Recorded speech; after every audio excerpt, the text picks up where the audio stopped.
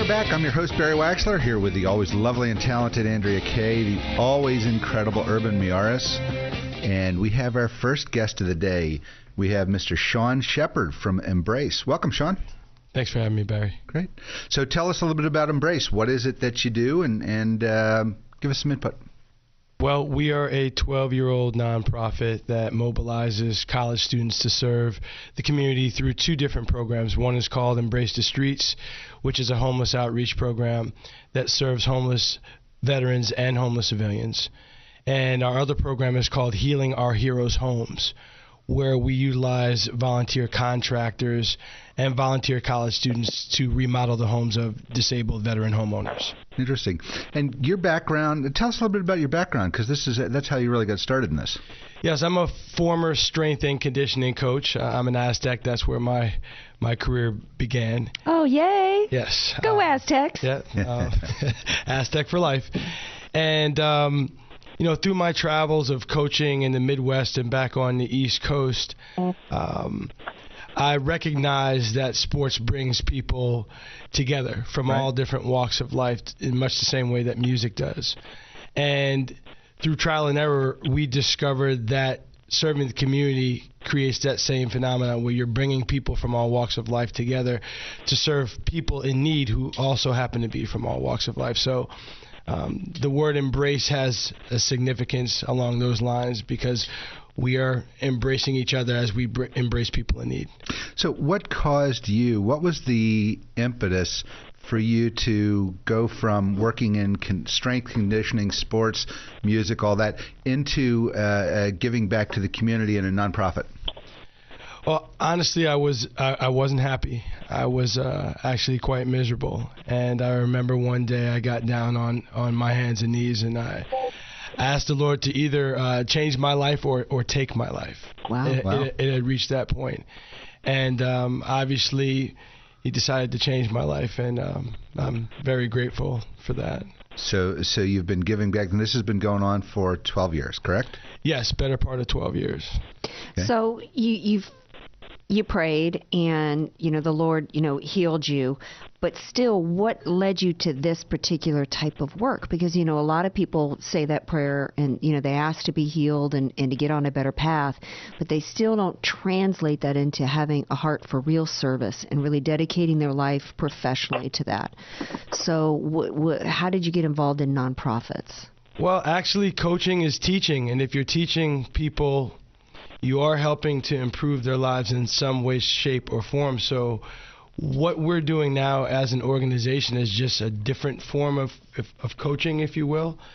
We're leading a lot of young people out to become better people and to give of themselves at a young age, which is something that I wasn't doing. So there's a lot of different layers to our organization and the work that we do, but one of them is really creating another generation of philanthropists. Wow. In reaching out to young people who are pursuing their degrees in higher education and getting them off campus and taking a small break from partying, a very small break, to come out and give of themselves and on their own time to complete strangers is something that I wasn't doing in college, and I admire them for doing it. That's amazing. So do you go to fraternities? How do you go about doing that?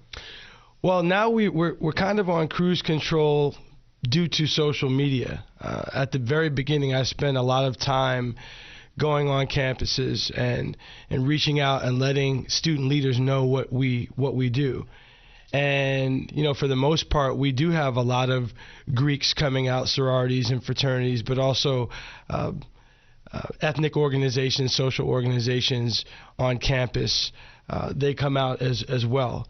I think it was last year for the first time we attracted the first ever Muslim fraternity in the country that exists here in San Diego, and that's really it's beautiful to me to see people, like I said, from different walks of life standing side by side to help homeless veterans. You're not going to go to a bowling alley and see people dressed in traditional Muslim attire bowling with someone from Pi Phi fraternity sorority. Wow. But what kind of services do you do exactly? Is it individual or group services? We ask the college students to bring, to clean out their closets whenever they can. So we're providing food, blankets, clothing, and we are introducing social services and public health services. I think everyone here is familiar with Stand Down. That takes place once a year for homeless veterans. It takes place at San Diego High School, where the entire community converges on San Diego High School to provide services that cover the spectrum for homeless veterans. We want to take that model and scale it down significantly and deliver that to the homeless community. That includes homeless civilians every week, not just once a year for 3 days. We can do that on a smaller scale. We'll be able to help a lot of people who want to get off the street and improve the lives of people while they're on the street. You hear in the news all the time that a city will declare that they've solved or eliminated homelessness. I don't see how that's possible. No. It's not. And not to get too scriptural, the Bible says that the poor will always be among you. Always means always. So it gives us an opportunity to step outside ourselves in perpetuity to help people. You're listening to Close Up on San Diego Business here on KCBQ, streaming live at AM1170theanswer.com. Give us a tweet at CloseUpSD. Email me at barry@closeupsandiego.com and find our page on Facebook. We want to hear from you. I'm your host, Barry Waxler, here with my co-host, Andrea Kay, Urban Miaris, and our guest is Mr. Sean Sheppard from Embrace. So 12 years homeless. You know what I caught out of that conversation was coaching. You're coaching a lot of college students to help with the homeless community, correct? Yes, and the disabled veteran community. And the disabled veteran community, okay? That's got to be a tough challenge to try to, when you have homeless vets or homeless people in general, there are reasons that they're homeless that are very hard to overcome. Yes. Okay? So tell us a little bit more about how you actually can, I think, about coaching, your coaching skills, your coaching abilities with the homeless, and how do you coach somebody that doesn't necessarily want to be coached? Well, to be quite honest with you, the coaching is with the young people that Right. are coming to serve the homeless. To help them, yeah. Yes, they're developing leadership skills. They're overcoming some fears. I'm from New York, and I grew up looking at a homeless person and avoiding that person. Absolutely. Walking on the other side of the street. And now you're face to face with people who you traditionally have tried to avoid. And that's a moment of growth. Mm-hmm. And have you ever taken this back to the high schools? We have high school students come out, but transportation can be an issue with Sure. them. Mm-hmm. So that's why we've targeted college students to come out and serve the community, because they're a little bit more self-sufficient as it relates to transportation. So what are some of the ways that you serve? You're delivering blankets, food. Give us some more details about some of the specifics of the service. So it's that, and as I mentioned, we are introducing public health services and social services to help folks that want to get off the street. But basically what we're doing is trying to help those people get to the next day. You can't get to that goal that may be a year or two away unless you conquer today first. Okay. And as it relates to our disabled veteran program, where we remodel homes, a veteran can purchase a home before he or she goes out and serves this country on deployment and come back a very different person, and that home is no longer user-friendly to them. Right. So we will remodel a kitchen entirely so that the cabinets are lower for someone who's a wheelchair user. Do extensive landscaping on the outside, widen driveways, build wheelchair ramps. We have gutted homes completely and built them back up so that those people that have served our country so bravely and admirably can live in their homes that are tailor-made for them and their new challenges that they face after serving. Yeah, this is amazing. So here's the important question I have for you, okay? How are you funded? By hook or by crook. Corporate sponsorships, donations, fundraising events like we have coming up this Saturday. Okay. It's kind of like having a portfolio. You have to have multiple streams of revenue and diversify your revenue streams. Well, you better tell us about the event you have coming up Saturday.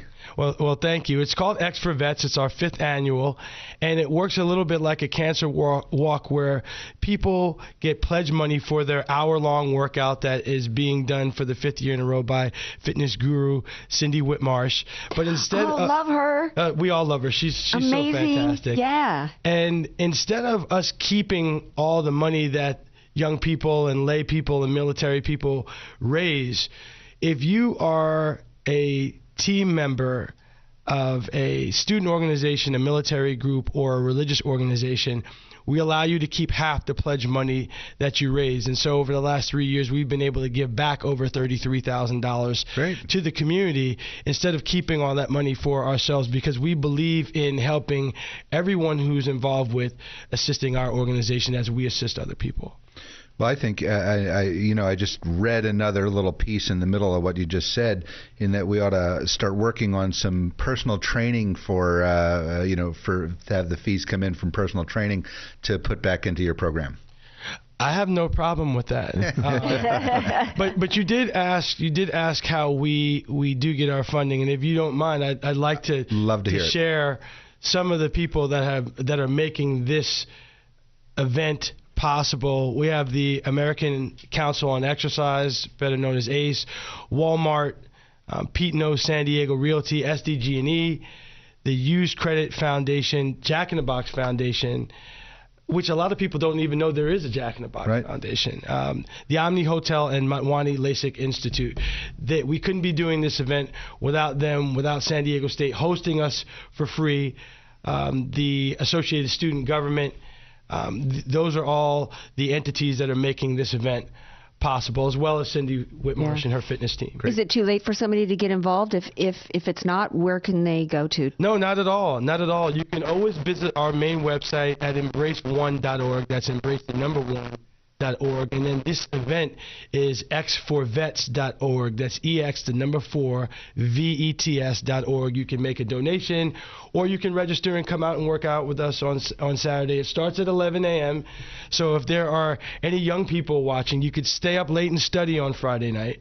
And still be able to sleep in and come and work out for a good cause. Okay, and where's the event going to be this Saturday? At San Diego State, at the Student Union Building. And I want to mention, we are always looking for contractors. If there are any contractors listening, we have a backlog of disabled veterans in need, and we are always looking for contractors that are looking to get into the community and do some philanthropy and help disabled veterans. Okay. Awesome. So we're running out of time. So you've got embrace1.org is your website. Yes. And I'm going to offer this up to you that I will follow up with you next week. And we have an awful lot of things we can do together. I love to give back to the community, and what you're doing is fabulous. Thank you. I want to thank you for being here. Thanks for having me, Barry. Great.